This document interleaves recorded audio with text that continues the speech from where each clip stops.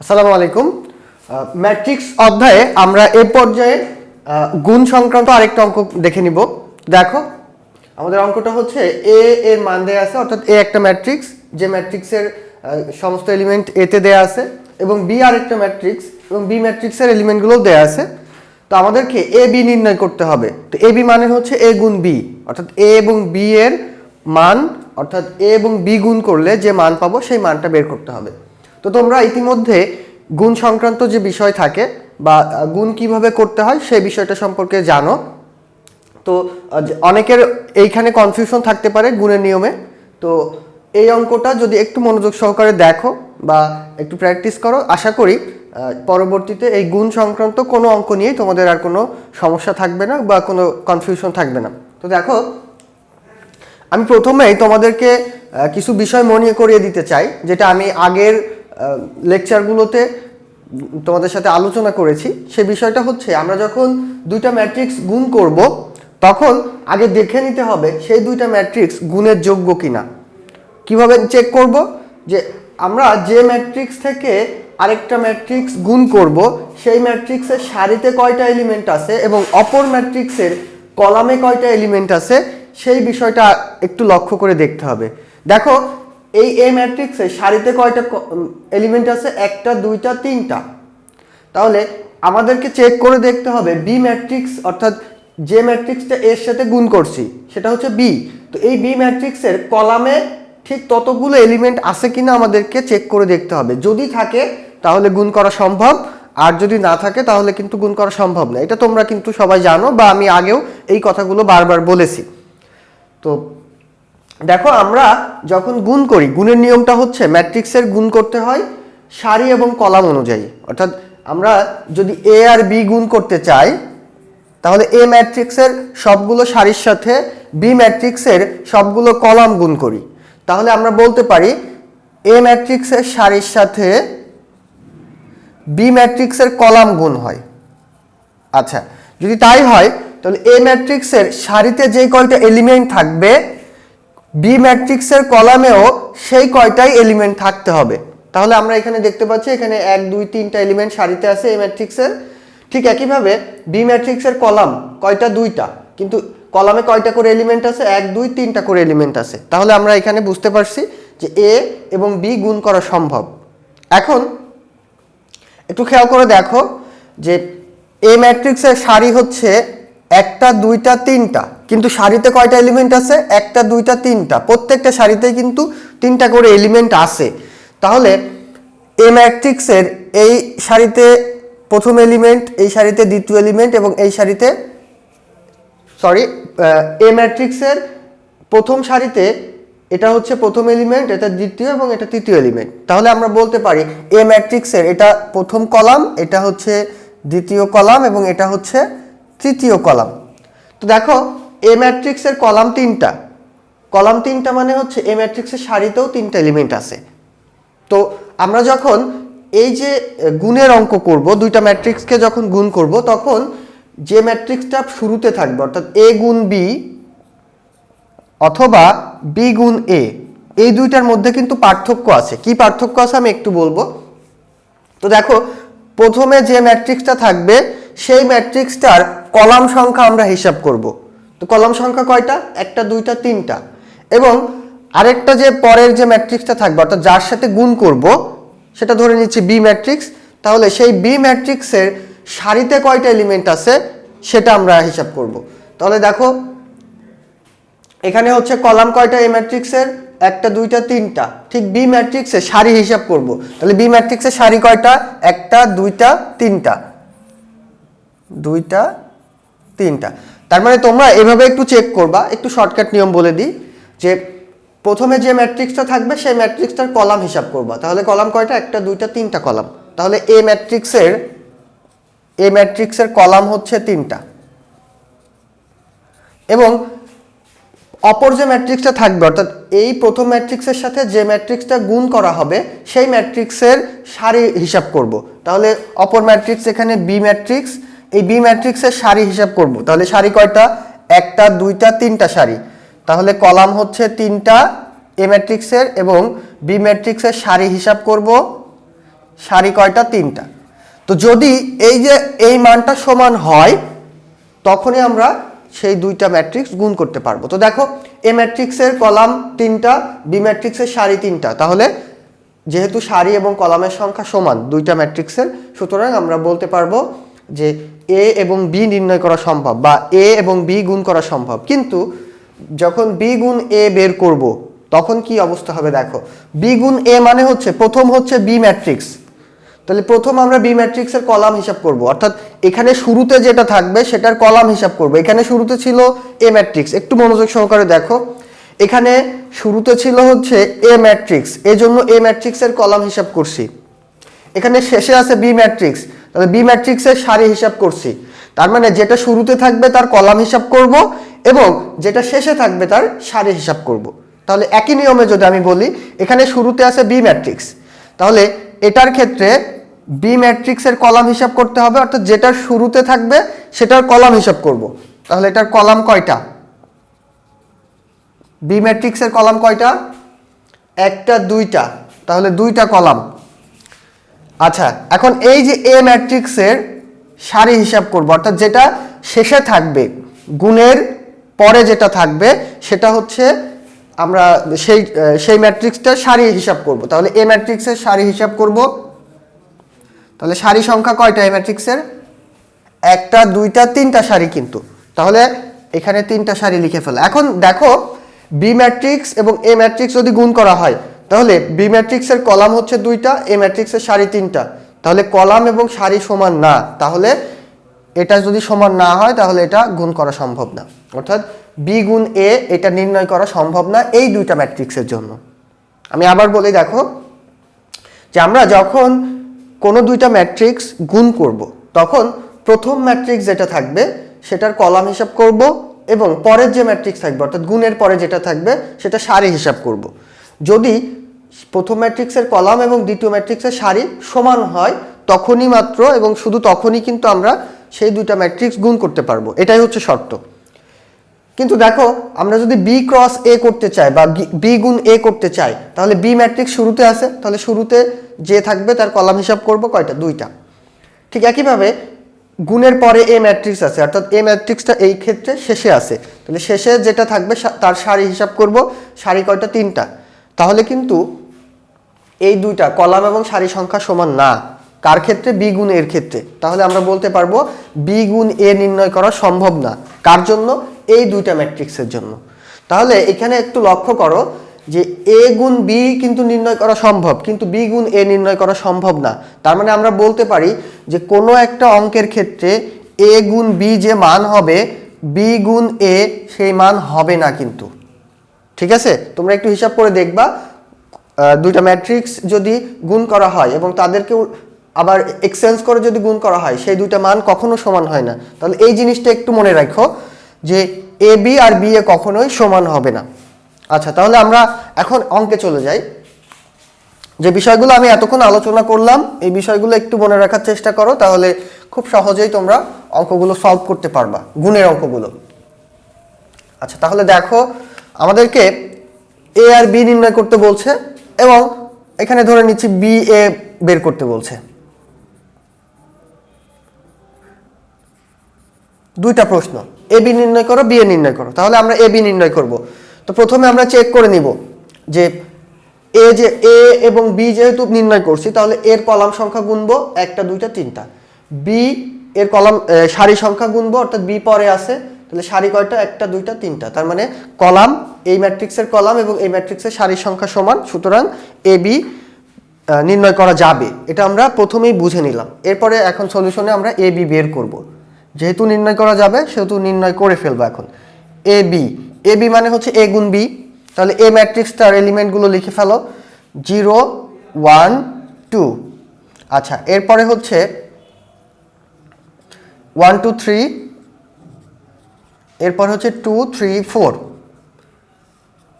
আচ্ছা, গুণ B matrix, অর্থাৎ এ ম্যাট্রিক্স লিখে ফেললাম, এরপরে বি আছে, তাহলে গুণ বি ম্যাট্রিক্স হচ্ছে 1 2, এরপর হচ্ছে -1 1, এরপর হচ্ছে 2 0। আচ্ছা, এখন কিভাবে গুণ করতে হয় সেটা কিন্তু তোমরা জানো, তো যদি মনে না থাকে বা কারো কোনো সমস্যা থেকে থাকে তাহলে এটা একটু মনোযোগ সহকারে লক্ষ্য করো, আশা করি বুঝতে পারবা এবং পরবর্তী যত অঙ্ক করবা গুণের সেক্ষেত্রে কিন্তু তোমরা ইজিলি করতে পারবা। তো দেখো গুণ করার ক্ষেত্রে আমি কি বলছিলাম, এর সারির প্রত্যেকটা এলিমেন্টের সাথে পরের ম্যাট্রিক্সের প্রত্যেকটা কলামের এলিমেন্ট গুণ হবে। তাহলে দেখো, তাহলে এখানে এই সারিতে এই সারির সাথে এই কলাম গুণ করব এবং এই সারির সাথে এই কলাম গুণ করব। তাহলে কিভাবে দেখো, একটু মনোযোগ সহকারে দেখো, তাহলে তোমরা নিজেরাই পারবা। তাহলে প্রথমে এই সারির সাথে আমরা এই কলামটা গুণ করব। তাহলে 0 × 1 কত হবে 0। এরপর এখানে যোগ চিহ্ন দিতে হবে, অর্থাৎ প্রত্যেকটা সারি এবং কলামের যখন গুণ করব সেই মানগুলো সব যোগ চিহ্নে এখানে লিখতে হবে।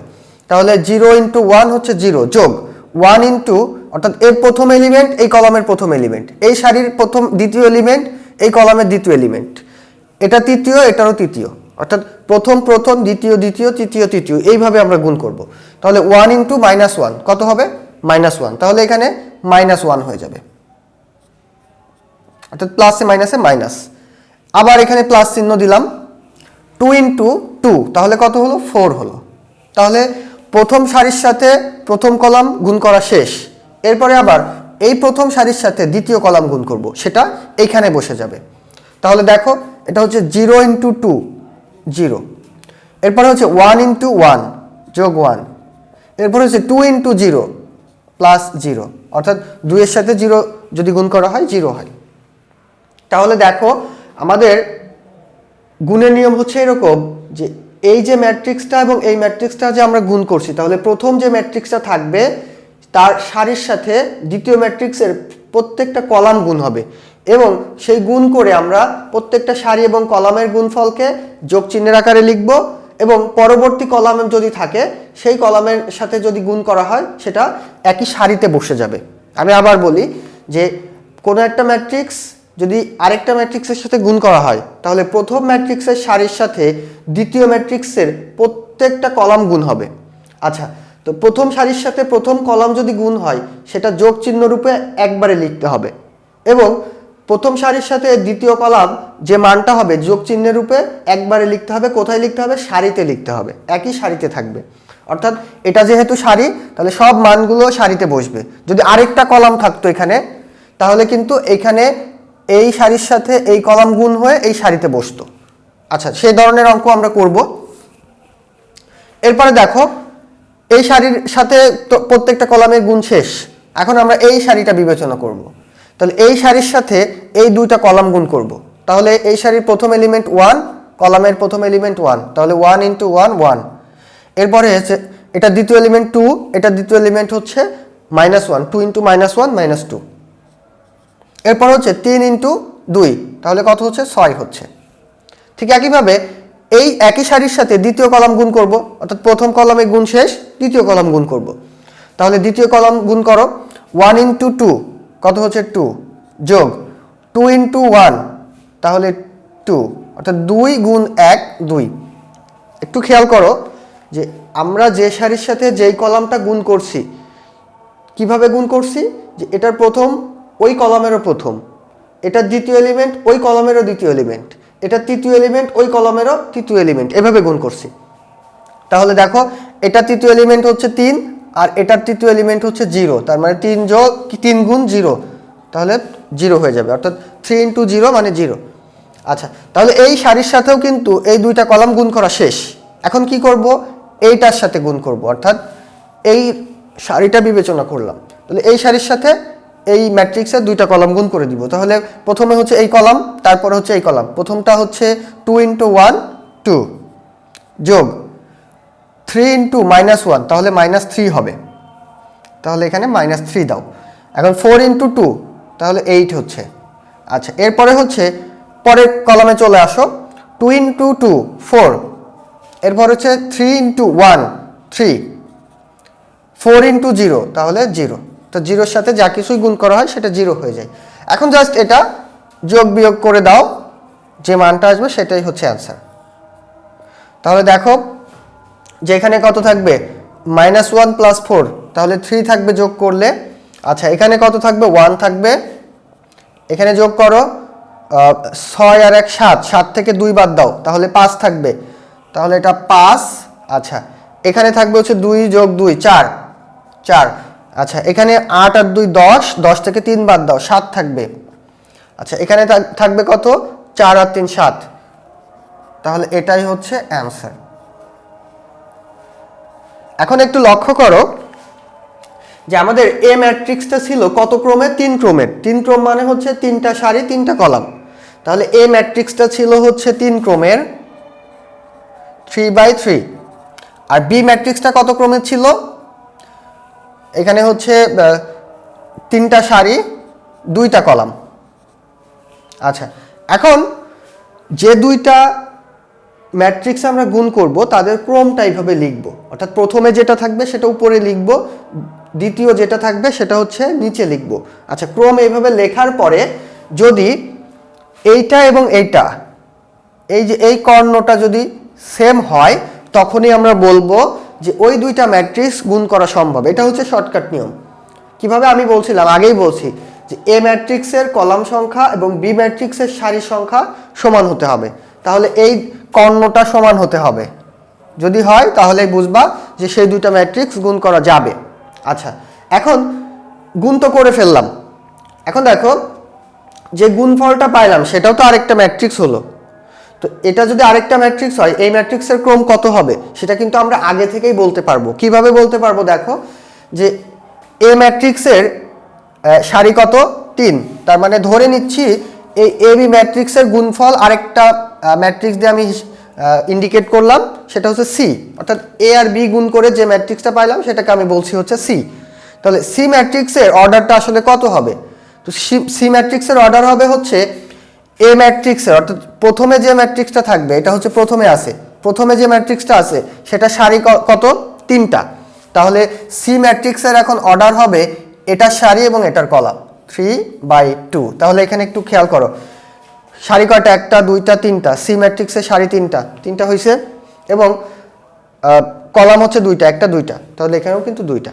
তার মানে দেখো আমি আরেকটু শর্টকাটে বলি যে যে 2টা ম্যাট্রিক্স আমরা গুণ করব তাদেরকে এইভাবে ক্রম আকারে লিখব, লেখার পরে এই কর্ণটা সমান হইলে তখন আমরা গুণ করা পসিবল হবে এটা বলতে পারবো এবং তখন গুণ করে ফেলবো। এখন গুণ করে যে আরেকটা ম্যাট্রিক্স আসবে গুণফলটা সেটার ক্রম আমরা আগে থেকেই বলবো কত, এখানে পরের যে কর্ণটা থাকবে, পরে এই কর্ণটা আছে, তো এই কর্ণটা কত, 3/2। তাহলে গুণফলের কর্ণ আমরা আগেই বলে দিতে পারবো 3/2। এখন তুমি হিসাব করে দেখছো আসলে গুণ করে 3/2 আসছে না, তখন তুমি বুঝবা যে অঙ্কটা কোথাও ভুল করছো। তাহলে যদি এই ক্রম আগে থেকেই তুমি বের করে রাখতে পারো বা মনে মনে বলতে পারো তখন কিন্তু অ্যান্সারের সাথে মিলিয়ে দেখতে পারো যে 3/2 যদি আসে তখন অঙ্কটা হয়েছে বা কোথাও ভুল যায়নি, এরকম তুমি মনে মনে বলতে পারো। আর যদি মনে করো যে এখানে না 2/3 হয়েছে তাহলে তোমার অঙ্কটা এক্স্যাক্টলি ভুল আছে, তার মানে হওয়ার কথা ছিল কি 3/2, হয়েছে কত 2/3, তার মানে অঙ্ক ভুল আছে, অঙ্ক হয়নি। সুতরাং তুমি আবার রিভিশন করতে পারো। তো আশা করি যে এই যে গুণের যে নিয়মের অঙ্কগুলো আছে এই অঙ্কগুলো আমি এই যে প্রবলেমটা সলভ করলাম এই প্রবলেমের থেকে তোমরা একটু প্র্যাকটিস করবা ভালো করে, বা প্রবলেমটা একটু বারবার দেখবা, প্র্যাকটিস করবা। আশা করি গুণ সম্পর্কিত কোনো অঙ্কে তোমাদের কোনো সমস্যা হবে না। এখন আমরা বি এ নির্ণয় করব। তাহলে এ বি তো নির্ণয় করলাম, এটা আমরা মুছে ফেলতে পারি। আচ্ছা এখন বি এ নির্ণয় করব। তো বি এ নির্ণয় করার জন্য শর্টকাট নিয়ম কি, যে প্রথমে বি আছে প্রথমে, তাহলে বি এর ক্রম লিখব। বি এর ক্রম কত, সারি গুণ কলাম, তাহলে সারি হচ্ছে 3টা, কলাম হচ্ছে 2টা। এখন এ আছে পরে, এটা নিচে লিখব, বি এর নিচে এ লিখব। তাহলে এখানে সারি কয়টা আছে, সারি 3টা, কলাম 3টা, তাহলে 3/3। এখন এই কর্ণটা হিসাব করো, এই কর্ণটা দেখছো সেম না, তাহলে কি বি এ নির্ণয় করা যাবে না। এবং যদি এখানে ধরো 2 হইতো তখন কিন্তু এটা বি এ নির্ণয় করা যাইতো বা বি গুণ এ এটা বের করা যাইতো। তাহলে এখন যেহেতু এখানে এই জিনিসটা সেম না, অর্থাৎ বি ম্যাট্রিক্সের কলাম সংখ্যা এবং এ ম্যাট্রিক্সের সারি সংখ্যা সমান না, সুতরাং তুমি বলতে পারো যে বি গুণ এ বা বি এ নির্ণয় করা সম্ভব না। তাহলে অ্যান্সার হবে এরকম যে তুমি বুঝলে যে বিএ নির্ণয় করা সম্ভব হচ্ছে না, তাহলে বিএ নির্ণয় যদি করা না যায় তাহলে তুমি লিখবা যে বিএ নির্ণয় সম্ভব নয়, এটাই অ্যান্সার। যদি সম্ভব না হয় তখন জাস্ট একটা লাইন এভাবে লিখে দিবা, তাহলে এটাই হচ্ছে অ্যান্সার। তাহলে আশা করি তোমরা গুণ সংক্রান্ত যতগুলো অঙ্ক তোমাদের বইয়ে আছে বা তোমাদের হচ্ছে পরীক্ষায় আসবে সেগুলো তোমরা নির্ভুলভাবে অ্যান্সার করতে পারবা ইজিলি। ধন্যবাদ সবাইকে।